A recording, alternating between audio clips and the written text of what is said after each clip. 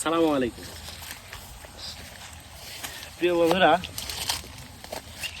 অতিরিক্ত বৃষ্টির পরেও গাছ যথেষ্ট পরিমাণ দিয়েছে। একটা গাছ থেকে শুরুর পরে কাটলাম কয়টা, 2, 4, 6, 8টা। এ দেখেন অবস্থা,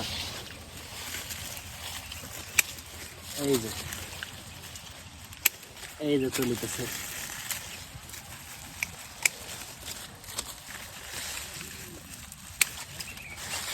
আরেকটা জিনিস, প্রতিদিন তো ভিডিও করি, একটা শিক্ষামূলক জিনিস দেখাই।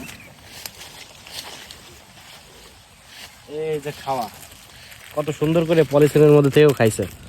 এই যে পাশেও আছে, এই যে এই পেয়ারাগুলো আমরা কাটবো না। আমি অনেককে একেবারে অনুরোধ করে বলবো, এই পেয়ারাগুলো যখনই পাখিতে খাই, বুলবুলি বা টিয়া টাইপের পাখিগুলো এসে এগুলো পেয়ারা খাই, অনেকেই বাগানে বিষ দেন, এতে প্রচুর পরিমাণ পাখি মারা যায়। আমি আপনাদের কাছে অনুরোধ করব, যদি কোনো বাগানওয়ালা ভিডিও দেখে থাকেন, দয়া করে এইগুলোতে বিষ দিবেন না।